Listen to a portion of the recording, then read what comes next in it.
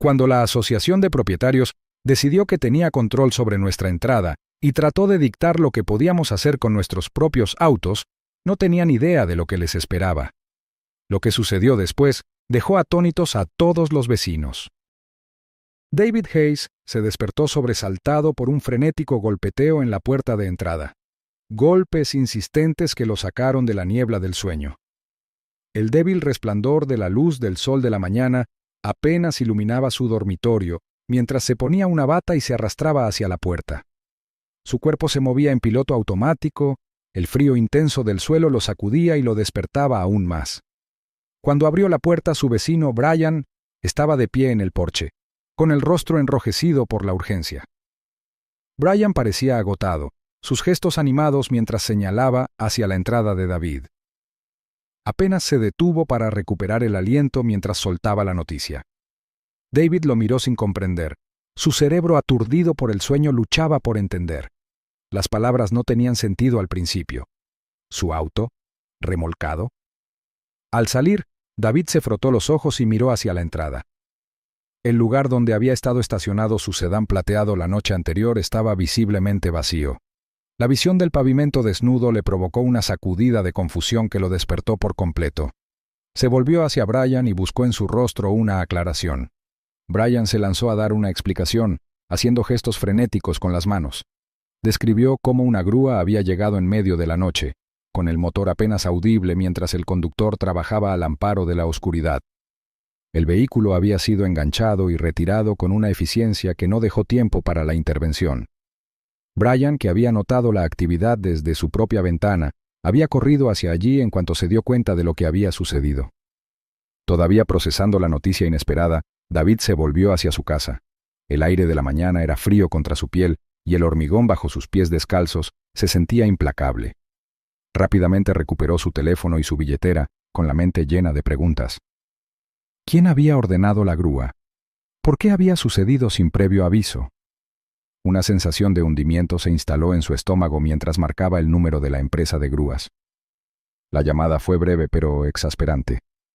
La mujer del otro lado de la línea confirmó que su coche había sido incautado debido a que las placas de matrícula estaban vencidas. David sintió que su frustración aumentaba con cada palabra que ella decía. Ni siquiera se había dado cuenta de que sus placas estaban vencidas. Su vida había estado tan ocupada últimamente que se le había olvidado renovarlas. Aún así, no podía entender cómo un descuido tan menor justificaba que su coche fuera remolcado de su propia entrada. Decidido a obtener respuestas, David marcó el número de su asociación de propietarios. La voz que lo saludó pertenecía a Carl, el representante de la asociación, cuyo tono era tan monótono como las explicaciones burocráticas que ofreció. Carl habló con el desapego de alguien que había repetido el mismo guión incontables veces antes. Explicó que los estatutos de la asociación prohibían estrictamente que los vehículos con placas vencidas se estacionaran en cualquier lugar dentro de la comunidad, incluidas las entradas privadas. David trató de mantener la voz firme mientras se resistía, pero su irritación era evidente. Señaló que no había recibido ninguna advertencia previa sobre la infracción. La respuesta de Carl fue cortante, casi despectiva, mientras le recordaba a David que se habían enviado avisos meses antes. Cuando David insistió más, argumentando que remolcar un vehículo sin previo aviso parecía innecesariamente punitivo, el tono de Carl no vaciló. Carl le informó a David que las reglas estaban en vigor para mantener la apariencia y los estándares del vecindario. No se podían hacer excepciones, dijo, porque hacerlo comprometería la integridad de la comunidad. Si David tenía un problema con la política, agregó Carl, era bienvenido a asistir a la próxima reunión de la Junta de la Asociación de Propietarios para expresar sus preocupaciones. La llamada terminó abruptamente, dejando a David mirando su teléfono con incredulidad. Su frustración se desbordó mientras repetía la conversación en su mente. No era solo la incomodidad de perder su auto, era el principio del asunto, la idea de que su auto pudiera ser remolcado de su propia propiedad sin siquiera una advertencia se sentía como un exceso de poder, una violación de la decencia básica. David se sentó pesadamente en la mesa de la cocina, pasándose una mano por el pelo despeinado. Los gastos de remolque y de incautación serían una carga financiera importante, una que no estaba dispuesto a asumir. Y, sin embargo, la idea de asistir a una reunión de la Asociación de Propietarios para defender su caso lo llenaba de pavor. La idea de estar frente a un grupo de personas que ya se habían mostrado indiferentes a su situación le parecía humillante e inútil. A medida que avanzaba la mañana, David decidió investigar más a fondo la situación. Seguramente no era el único afectado por una aplicación tan rígida. Comenzó a hacer una lista mental de vecinos con los que podía hablar, con la esperanza de descubrir si otros habían experimentado incidentes similares. Su ira, aunque todavía latente, estaba empezando a transformarse en determinación. Si había un patrón en las acciones de la Asociación de Propietarios, tenía la intención de encontrarlo y hacerlos responsables. David Hayes pasó los días posteriores a que se llevaran su auto llamando a las puertas y hablando con los vecinos. Cada conversación traía nuevas capas de frustración, revelando que él estaba lejos de ser la única víctima de la extralimitación de la Asociación de Propietarios. Su vecindario, alguna vez un enclave tranquilo de rostros amigables, ahora era una comunidad que hervía de resentimiento. Cuando David visitó al Sr. Thompson, un hombre mayor que había vivido en el vecindario durante 2 décadas, lo encontró sentado en su porche, sacudiendo la cabeza con consternación. El señor Thompson le explicó cómo había salido una mañana y se dio cuenta de que su auto había desaparecido. Su voz temblaba de ira mientras describía cómo el embargo lo había dejado abandonado, sin poder acudir a su cita semanal con el médico. La pérdida no solo era un inconveniente, sino profundamente humillante. Siempre se había enorgullecido de su independencia y ahora se sentía impotente. Más abajo en la cuadra, David conoció a Mark, un padre de mediana edad con 2 hijos. La historia de Mark era particularmente exasperante. Había visto desde la ventana de su dormitorio una noche tarde cómo una grúa se llevaba en silencio el todoterreno de su familia. Sus hijos, despertados por la conmoción, se habían asustado, pensando que estaba sucediendo algo mucho peor. Mark había intentado intervenir, pero el operador de la grúa le había dicho que la orden venía directamente de la Asociación de Propietarios. El rostro de Mark se sonrojó de ira mientras describía la experiencia, calificándola de abuso flagrante de poder. «No se trata solo de placas vencidas», dijo Mark, apoyado en el marco de su puerta con una expresión sombría. «Se trata de control. Están tratando de asustar a la gente para que se someta». David se enfadaba cada vez más. No se trataba solo del acto de remolcar el vehículo, sino de la falta de compasión y la audacia de las tácticas de control de la Asociación de Propietarios. Todos los vecinos contaban historias similares sobre cómo se despertaron y descubrieron que sus vehículos habían desaparecido, y se dieron cuenta de ello solo después de ver los espacios vacíos en sus entradas. Algunos habían logrado reunir los gastos de incautación, mientras que otros luchaban sin saber cómo recuperar sus vehículos. Decidido a tomar medidas, David decidió enfrentarse directamente a la Asociación de Propietarios. Comenzó a movilizar a sus vecinos, instándolos a asistir a la próxima reunión de la Junta. Algunos dudaban, preocupados por posibles represalias, pero la persistencia de David dio sus frutos. Les recordó que no eran impotentes y que su voz colectiva podía marcar la diferencia. La noche de la reunión, la casa club de la comunidad estaba abarrotada. Los residentes ocupaban todos los asientos y se alineaban en las paredes. Sus conversaciones susurradas creaban un zumbido bajo de descontento. David estaba de pie cerca del frente, sintiendo una mezcla de determinación y energía nerviosa. Este era el momento que todos habían estado esperando, una oportunidad para exigir respuestas y rendición de cuentas. La sala quedó en silencio cuando entraron los miembros de la Junta de la Asociación de Propietarios. Carl, el mismo hombre con el que David había hablado por teléfono, tomó asiento en el centro de la larga mesa. Su expresión era tranquila, casi petulante, mientras observaba a la multitud. A su lado había otros 2 miembros de la Junta, ambos con expresiones neutrales que no delataban emoción alguna. La tensión en la sala era palpable. David fue el primero en hablar. Se puso de pie, se aclaró la garganta antes de dirigirse a la sala. Su voz era firme mientras relataba su experiencia, describiendo cómo su auto había sido remolcado sin previo aviso y la tensión financiera que eso había causado. Enfatizó que no estaba solo, que muchos de sus vecinos habían enfrentado el mismo trato. Hizo un gesto hacia la multitud, instándolos a ver que no eran individuos con quejas aisladas, sino un grupo colectivo que había sido agraviado. Mientras hablaba, notó que la audiencia asentía con la cabeza. Animado, continuó, señalando que la falta de comunicación y las advertencias de la Asociación de Propietarios hacían que la situación pareciera menos una acción de cumplimiento y más una emboscada. Su voz se hizo más fuerte y resonó en la sala mientras declaraba que los residentes merecían un mejor trato. Cuando David terminó, varios vecinos se pusieron de pie para compartir sus propias historias. El señor Thompson, a pesar de su frágil figura, se puso de pie con una compostura notable y describió la humillación de quedarse sin transporte para sus citas médicas. Mark lo siguió, con un tono agudo mientras detallaba el costo psicológico que el remolque había tenido en su familia. Uno por uno, otros se unieron. Un joven explicó cómo tuvo que faltar al trabajo y casi perdió su trabajo después de que su automóvil fuera remolcado.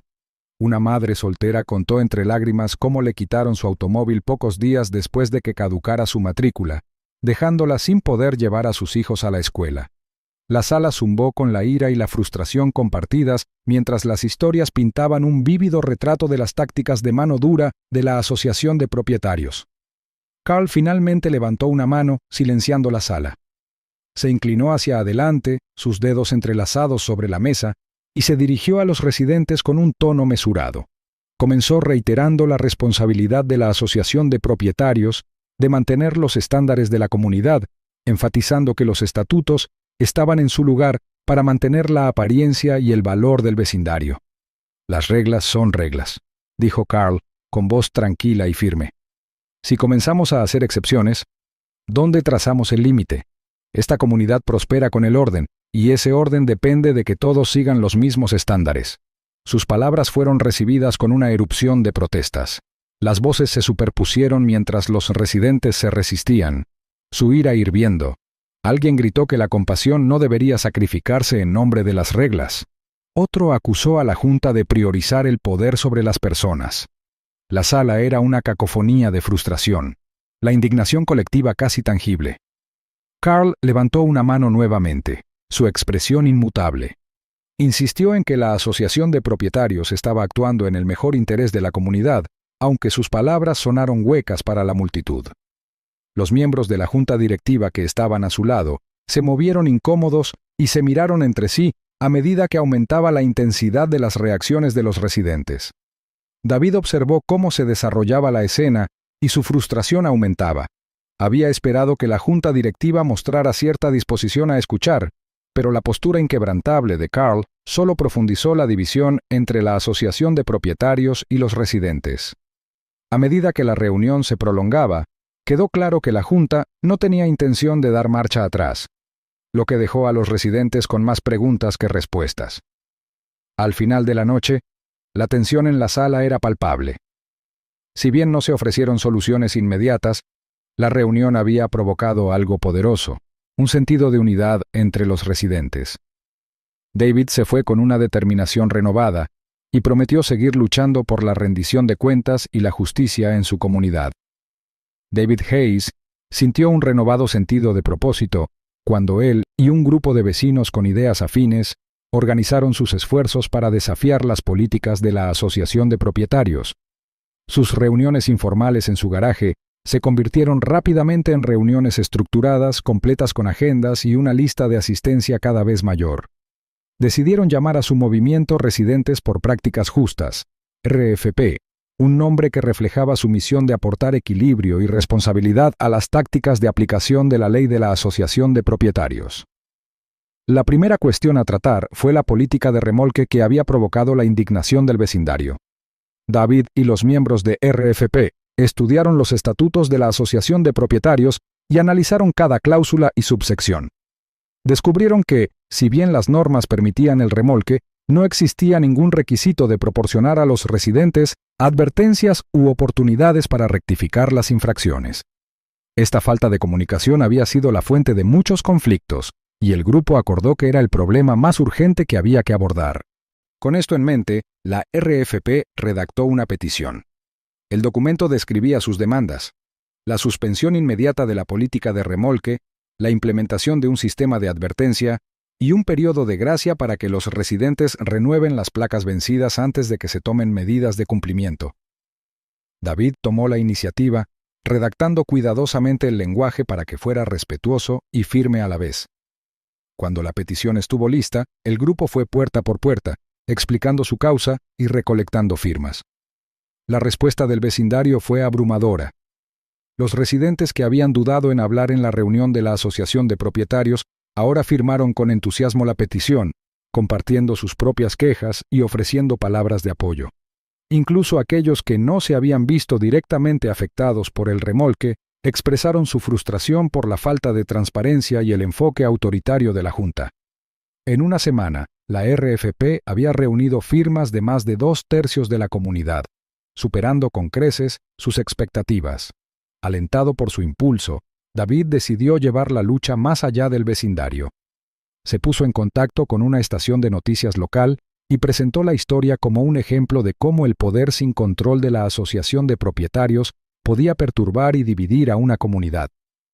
Una reportera llamada Claire Donovan se interesó de inmediato y en cuestión de días, un equipo de cámaras llegó al vecindario para documentar las experiencias de los residentes. El segmento se emitió durante las noticias de la noche y fue condenatorio. Las imágenes mostraban a los residentes relatando la angustia causada por la política de remolque, con las voces temblorosas de frustración y enojo. El señor Thompson, el vecino anciano cuyo automóvil había sido remolcado, describió la humillación de quedarse varado y la carga financiera de las tarifas de incautación. Mark, padre de 2 hijos, habló apasionadamente sobre el costo emocional que la terrible experiencia había tenido en su familia. La historia también incluía clips de la reunión de la Asociación de Propietarios, donde las respuestas despectivas de Carl contrastaban con las sentidas súplicas de los residentes. La voz en off de Claire destacó la falta de compasión y transparencia de la Junta, enmarcando el problema como un caso de estudio de extralimitación burocrática. La reacción pública fue rápida e implacable. La oficina de la Asociación de Propietarios se llenó de correos electrónicos y llamadas telefónicas, muchas de ellas de personas ajenas a la comunidad que habían visto el segmento de noticias y estaban indignadas por las acciones de la Junta. El sitio web oficial de la asociación y las páginas de las redes sociales se inundaron de comentarios que exigían cambios. Algunos incluso pidieron la renuncia de Carl, acusándolo de abusar de su autoridad y de descuidar su deber de servir a los mejores intereses de la comunidad. Mientras tanto, la RFP siguió creciendo. Las reuniones en el garaje de David eran ahora eventos con lleno total, en los que los vecinos compartían actualizaciones, intercambiaban ideas sobre estrategias y coordinaban esfuerzos. El grupo comenzó a distribuir volantes para mantener informados a los residentes y organizó una serie de manifestaciones pacíficas frente a la oficina de la asociación para mantener la presión pública. David también trabajó en estrecha colaboración con expertos legales, consultando con un abogado pro bono que se ofreció a ayudar a la RFP a redactar una propuesta formal para la reforma de la política. El documento describía cambios específicos a la política de remolque, incluido un proceso obligatorio de notificación de 3 pasos, una advertencia inicial por escrito, un recordatorio de seguimiento y un aviso final antes de que se pudiera tomar cualquier medida de cumplimiento. La propuesta también incluía disposiciones para programas de asistencia financiera para ayudar a los residentes a cubrir infracciones menores, como placas vencidas. A medida que aumentaba la presión, comenzaron a aparecer grietas dentro de la Asociación de Propietarios. Varios miembros de la Junta expresaron en privado sus preocupaciones sobre la política de remolque y el estilo de liderazgo de Carl. Algunos se comunicaron discretamente con David y expresaron su voluntad de apoyar las propuestas de la RFP si se realizaba una votación formal. El punto de inflexión llegó cuando la asociación programó una reunión de emergencia para abordar la creciente reacción negativa. La petición de la RFP, que ya había obtenido firmas de casi todos los hogares del vecindario, estaba lista para ser presentada. David y los miembros de la RFP se prepararon meticulosamente, ensayando sus argumentos y reuniendo pruebas adicionales para reforzar su caso. Cuando llegó la hora de la reunión, el estado de ánimo en el vecindario había cambiado. Lo que había comenzado como frustraciones aisladas se había convertido en una demanda unificada de cambio, impulsada por la determinación de la RFP y el liderazgo inquebrantable de David. La lucha estaba lejos de terminar, Pero por primera vez, los residentes sintieron una sensación de esperanza, de que sus voces estaban siendo escuchadas y de que tenían el poder de recuperar su comunidad. David Hayes estaba de pie al frente del abarrotado centro comunitario, la sala llena de vecinos ansiosos por ver cómo se desarrollaría la reunión especial de la Asociación de Propietarios. La tensión era palpable, pero también lo era la determinación. Durante las últimas semanas, los residentes por prácticas justas, RFP, habían trabajado incansablemente para construir su caso, y ahora, el momento había llegado. Carl, el presidente de la Asociación de Propietarios, estaba sentado a la cabeza de la larga mesa de la Junta, flanqueado por los miembros restantes. Su habitual comportamiento autoritario estaba ausente, reemplazado por una expresión tensa que delataba la presión bajo la que estaba. Las voces de los residentes se habían vuelto demasiado fuertes como para ignorarlas, y la atención nacional provocada por la cobertura de las noticias había colocado a la Asociación de Propietarios bajo un duro foco. David comenzó la presentación entregando copias de la petición a cada miembro de la Junta. La pila de firmas era gruesa, una representación visual de la postura unificada del vecindario. A medida que los miembros de la Junta pasaban las páginas, sus expresiones iban desde la sorpresa hasta la inquietud. Luego, David se acercó al proyector y comenzó una presentación de diapositivas cuidadosamente preparada. Comenzó con lo básico, un desglose de la política de remolque y su cronograma de aplicación. La sala quedó en silencio mientras destacaba la falta de comunicación adecuada con los residentes, señalando estatutos específicos que no tenían en cuenta el error humano o las dificultades financieras. Cada diapositiva se basaba en la anterior, pintando una imagen clara de cómo la política había causado estrés y división innecesarios dentro de la comunidad. Cuando David pasó a las historias personales, la energía en la sala cambió. Se reprodujo un video corto que mostraba testimonios de vecinos como el señor Thompson y Mark, cuyas experiencias habían galvanizado a la comunidad. Las imágenes captaron sus emociones crudas. Sus palabras fueron un recordatorio conmovedor de cuán profundamente los incidentes de remolque habían impactado sus vidas. Al terminar el video, la audiencia estalló en aplausos, y su apoyo animó a David mientras continuaba. Explicó las reformas propuestas por la RFP en detalle. Un sistema de advertencia de 3 pasos, un período de gracia obligatorio de 30 días y protocolos de comunicación mejorados. Cada sugerencia fue recibida con murmullos de acuerdo por parte de los residentes. Carl intentó recuperar el control, aclarándose la garganta y dirigiéndose a la sala. Reiteró la postura de la Junta, enfatizando la importancia de hacer cumplir las normas comunitarias. Pero sus argumentos fueron recibidos con escepticismo. Los residentes ya lo habían escuchado todo antes, y la evidencia en contra de las acciones de la Junta era abrumadora. Uno por uno, otros residentes se pusieron de pie para hablar. Algunos compartieron sus propias experiencias, contando el impacto y la carga financiera de tener sus vehículos remolcados. Otros cuestionaron las prioridades de la HOA, acusando a la Junta de centrarse en medidas punitivas en lugar de fomentar un sentido de comunidad. El punto de inflexión se produjo cuando Frank Marino, un antiguo residente y antiguo partidario de la Asociación de Propietarios, se puso de pie y lanzó una crítica mordaz al liderazgo de la Junta. Las palabras de Frank tenían peso. Reconoció su apoyo anterior a la Asociación de Propietarios, pero admitió que sus acciones recientes habían traicionado la confianza de los residentes. Su apoyo a las reformas de la RFP añadió legitimidad al movimiento, e incluso algunos de los residentes más indecisos comenzaron a asentir en señal de acuerdo. La reunión se prolongó hasta bien entrada la noche, pero cuando concluyó, la Junta no tuvo más remedio que ceder. Después de una tensa deliberación privada, Carl regresó al podio, con los hombros hundidos en la derrota. Anunció que la Asociación de Propietarios suspendería inmediatamente la política de remolque e implementaría las reformas propuestas. También emitió una disculpa formal en nombre de la Junta, reconociendo su fracaso a la hora de comunicarse de manera eficaz y su papel en la creación de divisiones dentro del vecindario. La sala estalló en vítores y aplausos. Los residentes se abrazaron. La sensación de alivio y triunfo era palpable. David estaba en el centro de todo, estrechando manos e intercambiando palabras de gratitud con sus vecinos. Por primera vez en semanas, sintió que se le quitaba un peso de encima. En los meses siguientes, Los cambios en Sunset Ridge eran tangibles. La asociación de propietarios pasó por una importante reestructuración, con la renuncia de Carl y el reemplazo de varios otros miembros de la Junta en una elección especial. El nuevo liderazgo, guiado por la transparencia y la justicia, trabajó para reconstruir la confianza de la comunidad. La RFP evolucionó de una coalición de base a una asociación de vecinos formal, asegurando que los residentes tuvieran una plataforma para expresar sus preocupaciones. David se convirtió en un líder inesperado en la comunidad. Su nombre era sinónimo de resiliencia y defensa.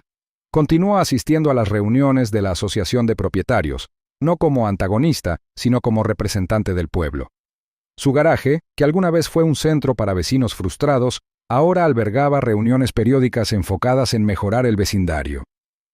En las tardes cálidas, David solía sentarse en su porche, mirando la puesta de sol con una sensación de orgullo silencioso. Recordó la mañana en que la grúa se llevó su coche, un momento de frustración personal que había desencadenado un movimiento. Lo que había comenzado como una lucha por sus derechos se había convertido en algo mucho más grande, un recordatorio del poder de la unidad y la importancia de defender lo que era correcto.